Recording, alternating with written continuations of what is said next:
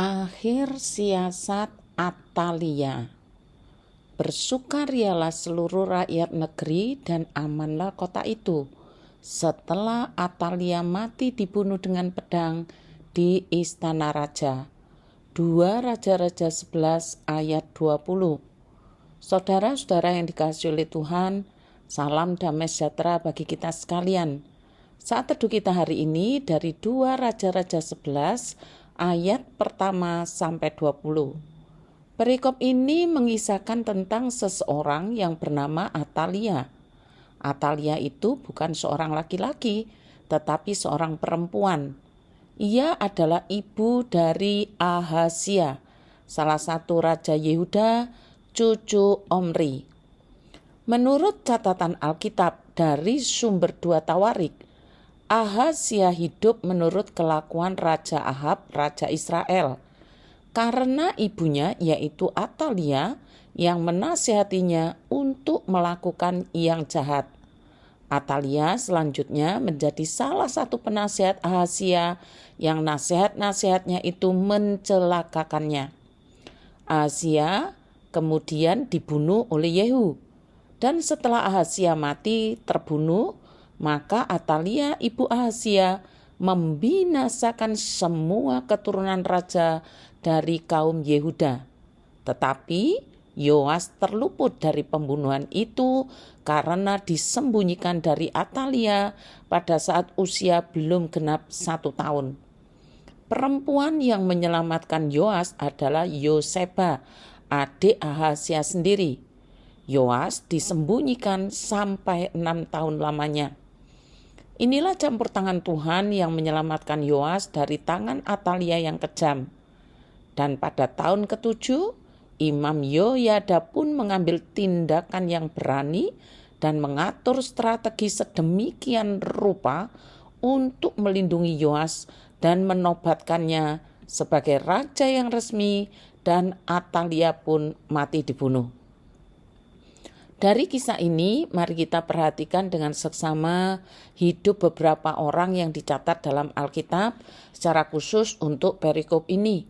Ada perempuan yang bernama Atalia, ada perempuan yang bernama Yoseba, ada seorang balita yang bernama Yoas, yaitu pewaris tahta, ada Imam Yoyada, dan juga ada pasukan 100 serta rakyat.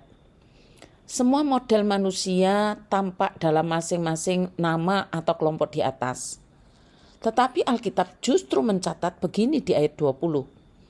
Bersukarialah seluruh rakyat negeri dan amanlah kota itu setelah Atalia mati dibunuh dengan pedang di istana raja. Jadi artinya selama hampir 7 tahun ini sebelum Yoas menjadi raja, negeri tidak aman. Tetapi tidak ada seorang pun yang berani memulai untuk bertindak. Seolah-olah mereka semua bungkam terhadap kejahatan Atalia. Rakyat tahu bahwa Atalia jahat, tetapi diam dan bungkam. Jadi diam tidak sama dengan tidak tahu. Bungkam tidak berarti tidak paham, hanya menunggu waktu saja. Sementara ada Atalia yang ambisius, haus kekuasaan. Ia bisa saja merebut kekuasaan dengan cara-cara yang licik dan kejam. Ia berhasil dengan cara menyingkirkan orang lain dengan cara membunuhnya. Tetapi apa yang dimulai dengan pedang akan diakhiri pula dengan pedang. Apa yang dimulai dengan kejahatan, maka ia akan menikmati akhirnya dengan kejahatan pula. Itulah Atalia, seorang ibu yang justru menjerumuskan anaknya dalam kejahatan sebagaimana kejahatan Ahab, raja Israel. Di tengah-tengah zaman yang bisa dikatakan gelap, Tuhan tidak pernah membiarkan umatnya menemui kehancuran.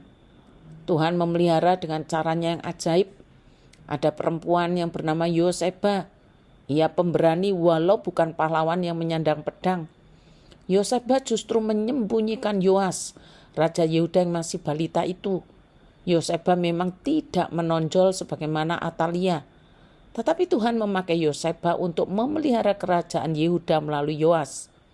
Kadang tidaklah terlalu besar atau banyak yang bisa dilakukan. Tetapi ketika melakukan satu hal, maka satu hal itu besar dan penting. Itulah Yoseba. Jangan pernah mengukur kontribusi peran dari banyaknya pekerjaan atau ketenaran, tetapi dari tanggung jawab dan kesetiaan kepada Tuhan, walau nampaknya sederhana dan kecil. Di mata Tuhan itu besar dan mulia. Yoseba tidak banyak bicara, tetapi ia cakap dalam tanggung jawab menyelamatkan Yoas, pewaris tahta kerajaan Yehuda. Dan ada satu lagi, yaitu Imam Yoyada. Selama Atalia memerintah, suaranya tidaklah terdengar. Sepertinya ia fokus pada pelayanan bait suci. Namun rupanya ia tetap waspada dan hatinya tetap berpaut kepada Allah. Dengan satu bukti bahwa pada tahun ke-7 setelah Atalia mati dibunuh, ia segera menobatkan Yoas sebagai Raja Yehuda dan menariknya. Di ayat 17 dituliskan begini. Kemudian Yoyada mengikat perjanjian antara Tuhan dengan raja dan rakyat, bahwa mereka menjadi umat Tuhan juga antara raja dan rakyat. Jadi peran kita itu seperti siapa? Peran kita bagaimana? Hanya jangan jahat seperti Atalia yang menjerumuskan anaknya dalam kejahatan yang sama dengan dirinya. Kiranya Tuhan memberkati kita sekalian.